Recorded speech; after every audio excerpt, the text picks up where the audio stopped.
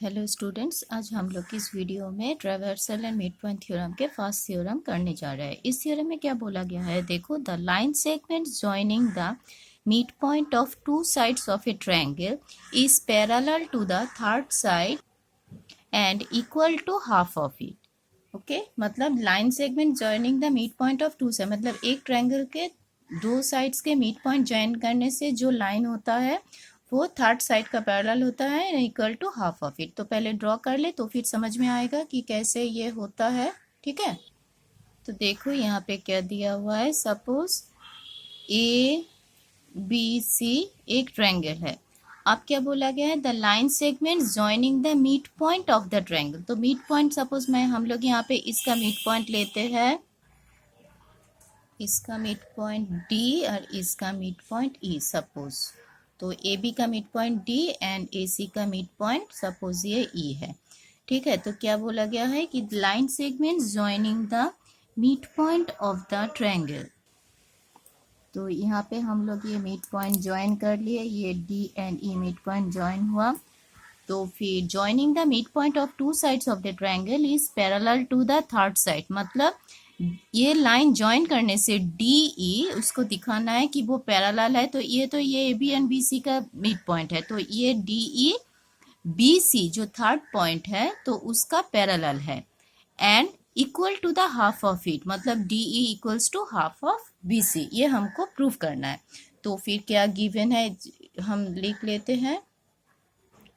तो गिवन क्या है, गिवन है A B C is a triangle, obviously ये तो गिवन है ही, and D and E are midpoints of इसका ए बी एंड ए सी। तो ये तो गिवन है, गिवन हो गया। आप क्या करना है, आप करना है कि डी ई हम लोगों को ज्वाइन करना है, क्योंकि ये भी तो गिवन है ना, द लाइन ज्वाइनिंग द है। तो यहाँ पे भी हम लिख लेते हैं कि D and E are join, क्योंकि ज्वाइन तो करना है। यहाँ पे लिखा ही है कि the line segment joining the mid point, तो ज्वाइन करना है, तो हम लोगों ने ये ज्वाइन करना लिख लिए। ओके, आप क्या प्रूफ करना है वो लिखेंगे। तो प्रूफ करना है, क्या लिखो कि टू प्रूफ क्या करना है, प्रूफ करना है कि mid point, the line segment joining the mid point of the sides of the triangle is parallel to the third side. मतलब ये तो joining of the triangle line है, मतलब D E parallel to B C. तो proof करना है दो चीज, एक है कि D E parallel to B C, ये एक प्रूफ करना है। दूसरा प्रूफ करना है D E half of B C and equal to half of E, मतलब D E equals to half of B C. ये दो चीज हम लोगों को प्रूफ करना है। तो टू प्रूफ हो गया। आप करना है कंस्ट्रक्शन। कंस्ट्रक्शन क्या करना है, देखो कंस्ट्रक्शन करेंगे, ये जो ई डी है इसको हम लोग लेफ्ट साइड में एक्सटेंड करेंगे। किस माप पे एक्सटेंड करेंगे, उसका मेजरमेंट क्या होगा, जैसे डी का मेजरमेंट है उसी मेजरमेंट का एक्सटेंडेड लाइन हम यहाँ पे एक ड्रॉ करेंगे। मतलब अगर हम लोग यहाँ पे ये ड्रॉ करते हैं डी ई डी को, अगर हम लोग ये एक्सटेंड करते हैं, ये एक्सटेंड करने से इसका क्या, सपोज ये एफ तक एक्सटेंड किए, ई डी को कहाँ तक एक्सटेंड किए, एफ तक एक्सटेंड किए, तो ये D E and D F equal measurement होगा, उसी हिसाब से इसको एक्सटेंड किए। हम लोगों का कंस्ट्रक्शन है और इसको हम लोग ज्वाइन किए, मतलब बी एफ ज्वाइन किए। ठीक है, तो फिर कंस्ट्रक्शन यहाँ पे लिख लो।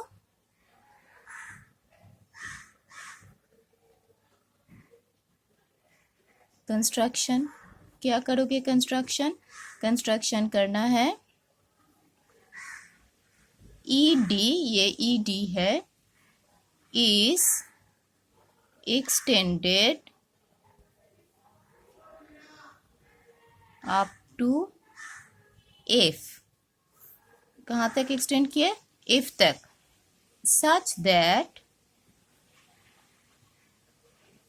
सच दैट क्या है, E D equals to D F, E D equals to D F, इस हिसाब से एक्सटेंड किए।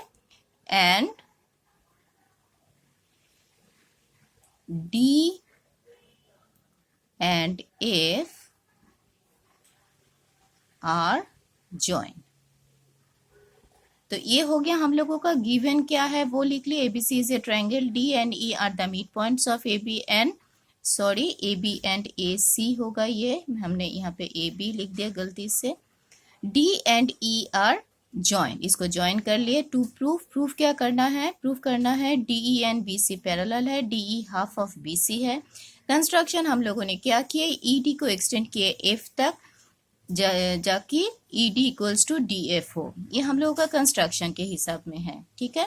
और बी एंड एफ ज्वाइन किए। अब हम लोग प्रूफ करते हैं, ठीक है। तो प्रूफ करोगे आप, करना है प्रूफ। देखो प्रूफ क्या करते हैं हम लोग, प्रूफ कैसे करेंगे। प्रूफ करने के लिए हम लोग के कंसिडरेशन में दो ट्रायंगल लेंगे। एक है यहाँ पे हम लोगों का ए डी ई ये वाला ट्रायंगल, और दूसरा है ए बी डी एफ, ये दो ट्रायंगल लेंगे। तो इस दो ट्रायंगल को करते हैं। तो फिर in triangle A D E and triangle B D F we get, देखते हैं हम लोगों को यहाँ पे क्या आता है। देखो यहाँ पे फर्स्ट पॉइंट है डी, मिड पॉइंट है ए बी का, तो फिर obviously A D and B D ये दो लाइन सेम है, हम तीनों मार्क कर दिए, तब में ये दो सेम और ये दो सेम है। ये तो बाय कंस्ट्रक्शन है और ये गिवन है, तो ये दो पॉइंट हम लोग लिख लेते हैं कि फर्स्ट पॉइंट है A D equals to D B, ये क्या है, गिवन है। हमको जब हम लोग लिखते हैं तो हम लोगों को यहाँ पे मेंशन कर देना पड़ता है कि हम लोगों को ये क्यों लिए। नंबर 2 में क्या है, D E and E D ये इक्वल है, तो डी ई एंड ई मतलब E D equals to D F, ये क्या है, बाय कंस्ट्रक्शन।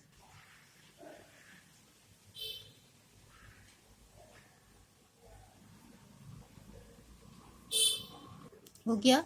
अब ये जो एंगल है, ये दो एंगल है वर्टिकल ऑपोजिट एंगल, तो फिर यहाँ पे एंगल लिखो ए डी ई ये वाला एंगल इक्वल्स टू ये वाला B D F, vertically opposite.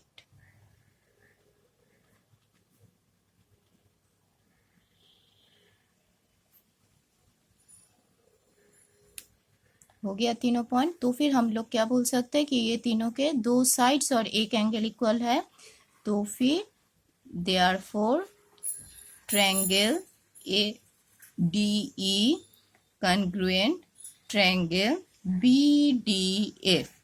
तो ये किस हिसाब में आता है वो भी लिखना है, साइड एंगल साइड एक्सियम्स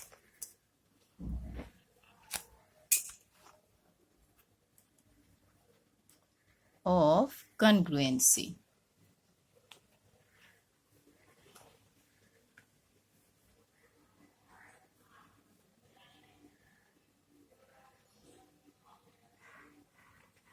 तो ये दो इक्वल हो गया।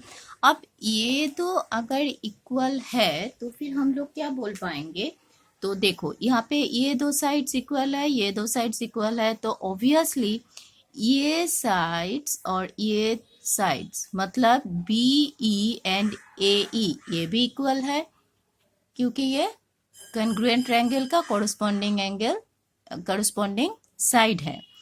तो देयरफॉर हम लोग क्या बोल पाएंगे कि A E equals to B F, किस हिसाब से,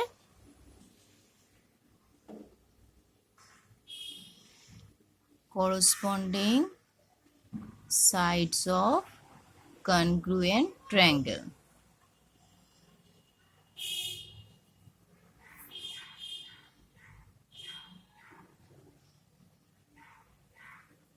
होगा। आप यहाँ पे देखो, अब ये ई तो ए सी का मिड पॉइंट है, तो ए ई एंड ई सी ये भी इक्वल है, तो A E and E C equal है, A E and B F equal है, तो फिर हम लोग क्या बोल पाएंगे, E C and B F are equal. तो therefore A E equals to E C. Okay,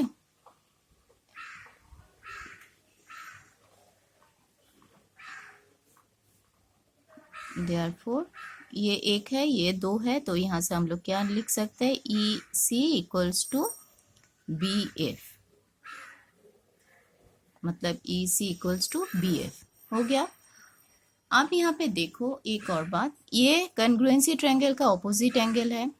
आप कॉन्ग्रुएंसी ट्रायंगल का करस्पॉन्डिंग एंगल, ये वाला angle D B F and D A E, ये दो एंगल इक्वल है, corresponding angles of congruent triangle. ध्यान से समझो ये बात, यही मेन पॉइंट है यहाँ पे।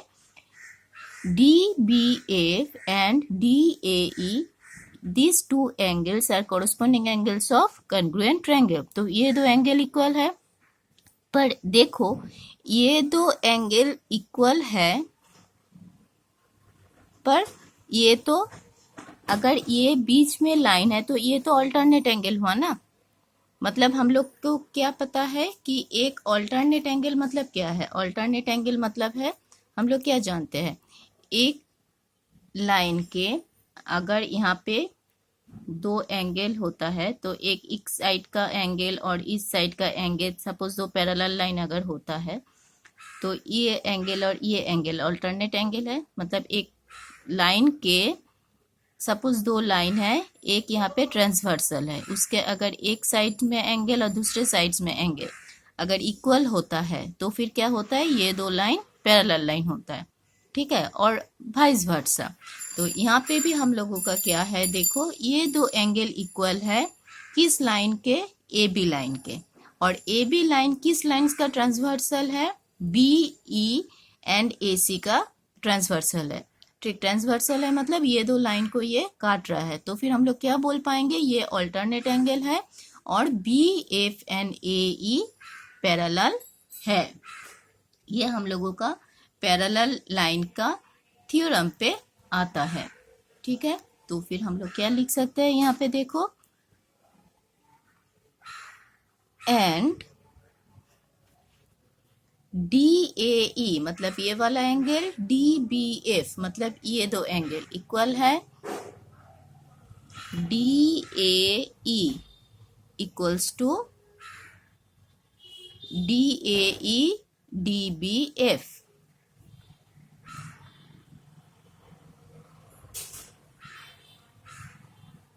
इक्वल है, but this are alternate angle।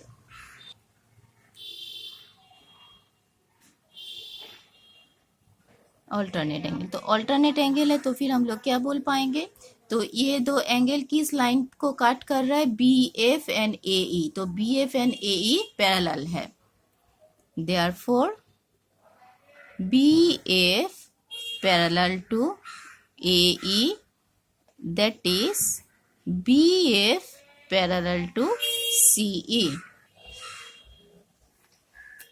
क्योंकि ए ई अगर पैरेलल है तो ऑब्वियसली सी भी पैरेलल होगा, तो A E parallel to B F मतलब C E also parallel to B F, ठीक है। तो ये हो जाएगा।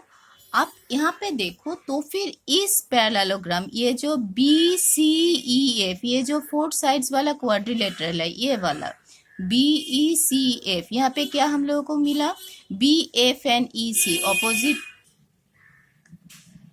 तो ये पैरेलल साइड्स है, तो फिर देखो B C E F parallelogram के क्या हम लोगों को मिला, B E and E C opposite sides है, इक्वल है, and B F E C parallel line है, तो फिर हम लोग क्या बोल सकते हैं कि बी सी ई एफ एक पैरेललोग्राम है।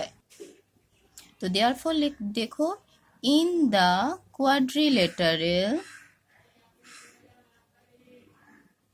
इन द क्वाड्रिलेटरल BCEF क्या हम लोगों को मिला?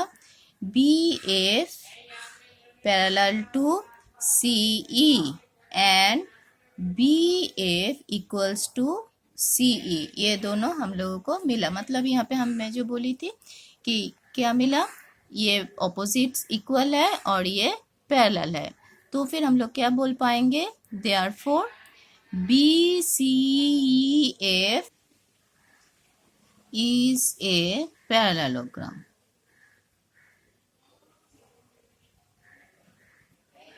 ठीक है, तो पैरेललोग्राम मतलब opposite sides parallel and equal होता है। तो पैरेललोग्राम, अगर ये पैरेललोग्राम है तो फिर ऑब्वियसली इसका ये ऑपोजिट साइड्स भी पैरेलल है, मतलब BC पैरेलल टू ED ये भी है, और BC पैरेलल टू ED मतलब BC पैरेलल टू DE, तो ये फर्स्ट वाला प्रूव हो जाएगा। अब BC equals to opposite sides equal भी है, BC इक्वल्स टू EF, तो पहले हम लोग फर्स्ट वाला लिख लेते हैं कि therefore DF parallel to BC, that is DE parallel to BC। Proofed, ये एक प्रूफ्ड हो गया।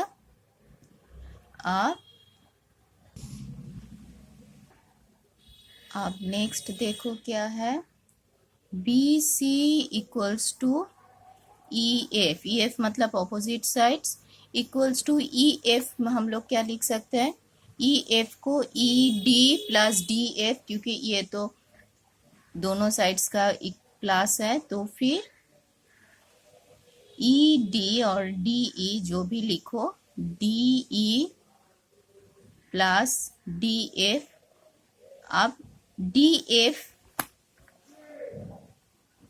यहाँ पे तो हम लोग जानते हैं कि DF एंड ED इक्वल है, क्योंकि ये कंस्ट्रक्शन ही इक्वल करके हम लोगों ने यहाँ पे दिया है, तो फिर DF के बदले हम लोग यहाँ पे भी DE लिख सकते हैं इक्वल्स टू 2DE। क्यों? क्योंकि as DE equals to DF ये लिखना जरूरी है। तो देयरफॉर क्या मिला? BC इक्वल्स टू 2DE और DE equals to half BC। तो ये हमको यहाँ पे प्रूव करना था सेकेंड की जो पैरेलल लाइन है वो थर्ड लाइन का हाफ है, तो DC equals to proofed, half BC proofed. Okay, तो इस तरीके से हम लोग ये प्रूफ कर सकते हैं। तुम लोग ठीक से ड्राइंग करके देख के इसको समझ लेना, कुछ भी नहीं है, सिर्फ इसको ये दो ट्रायंगल को कॉन्ग्रुएंट प्रूफ करना है, फिर ये opposite sides parallel and equal proof करना है, तो फिर ये पैरेललोग्राम हो जाएगा। पैरेललोग्राम होने से इसका ऑपोजिट साइड्स पैरेलल होता है, तो ये भी DE और BC भी पैरेलल हो जाएगा और ये हाफ हो जाएगा। ओके।